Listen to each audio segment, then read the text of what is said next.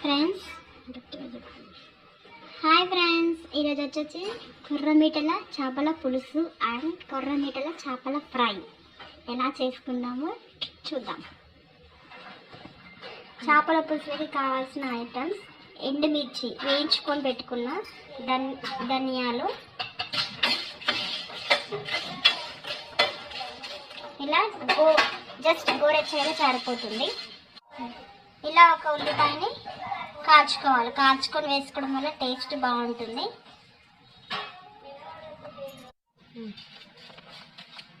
పులుసులకి కావాల్సిన పదార్థాలు: ధనియాలు, మిరియాలు, ఎండుమిర్చి, వెల్లుల్లి రెబ్బలు వేయించి పెట్టుకొని ఒక ఉల్లిపాయని కాల్చి మిక్సీ చేసుకోవాలి.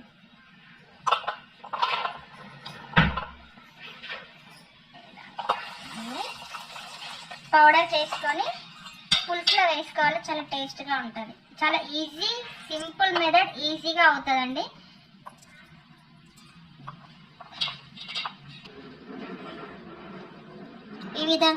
ఈ విధంగా మెత్తని పేస్ట్లా చేసుకోవాలి.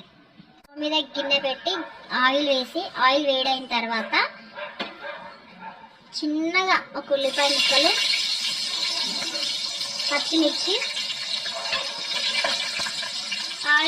ఆల్రెడీ ఉల్లిపాయ పేస్ట్ వేస్తున్నాం కాబట్టి కొంచెం ఉల్లిపాయని వేయాలి.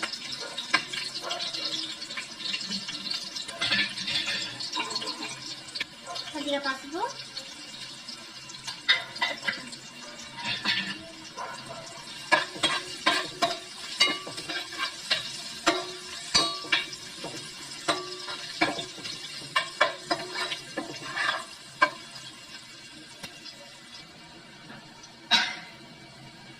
మనం ముందుగా పేస్ట్ చేసుకున్న పేస్ట్ని ఆయిల్లో వేయాలి.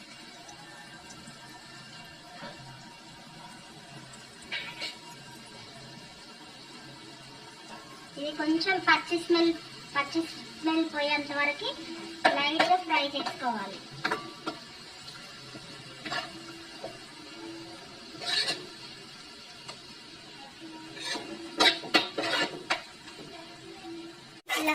ఇలా కొంచెం స్మెల్ పోయిన తర్వాత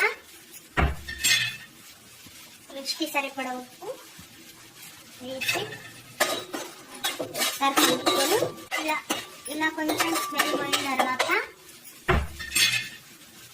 రుచికి సరిపడా ఉప్పు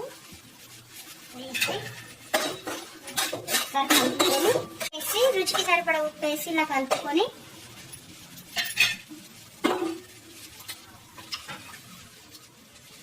చింతపండు, నానబెట్టుకున్న చింతపండు రసాన్ని పోసుకోవాలి. పోసి కలిపి మనము పులుపుని చూసుకోవాలి. ఒకవేళ పులుపు కరెక్ట్గా ఉంటే సరిపోతుంది, లేదంటే ఇంకొంచెం చింతరసం పోసుకోవాలి. కొద్దిగా వాటర్ పోసుకొని అడ్జస్ట్ చేసుకోండి. నేనైతే కొన్ని వాటర్ పోసుకొని ఇలాగా వేసుకున్నా. అది పులుసు అనేది ఉడుకుతా ఉన్నప్పుడు కొంచెం టేస్ట్ చూసుకొని సాల్ట్ వేసుకోండి. నేనైతే కారం వేయలేదు, ఆల్రెడీ ఎండుమిర్చి, మిరియాలు వేసాను కాబట్టి అదే కారం మాకు సరిపోతుంది. కావాలంటే మీరు కారాన్ని యాడ్ చేసుకోవచ్చు, మాకైతే సరిపోతుంది.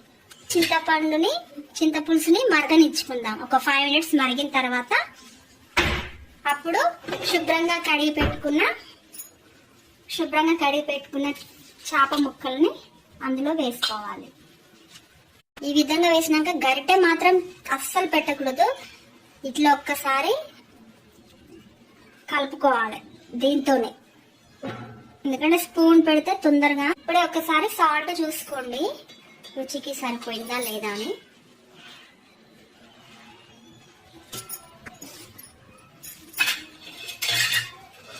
ఒక 5 minutes తర్వాత ఈ విధంగా చేప ముక్కలు అన్ని వేసిన తర్వాత ఒక 5 minutes మూత పెడదాం.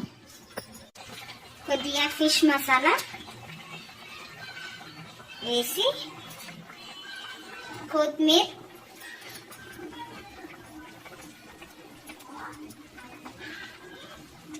పచ్చిమిర్చి, జస్ట్ అస్సలు మీకు ఒక చేప ముక్కను తీసి చూపిస్తాను చూడండి. ఆల్రెడీ ఫిష్ అనేది చాలా ఫాస్ట్గా ఉడికిపోతుందన్నమాట. ఈ విధంగా ఉడుకుతుంది. అంతే, వేడివేడిగా ఫిష్ కర్రీ రెడీ. అంతే అండి, ఈ విధంగా ఉడికిపోయింది. ఫిష్ పులుసు రెడీ అయిపోయింది. వేడివేడిగా సర్వ్ చేసుకొని తిని టేస్ట్ చేయండి. మీలో ఎంతమందికి నచ్చుతుందో కామెంట్స్ చేసి లైక్ చేయండి.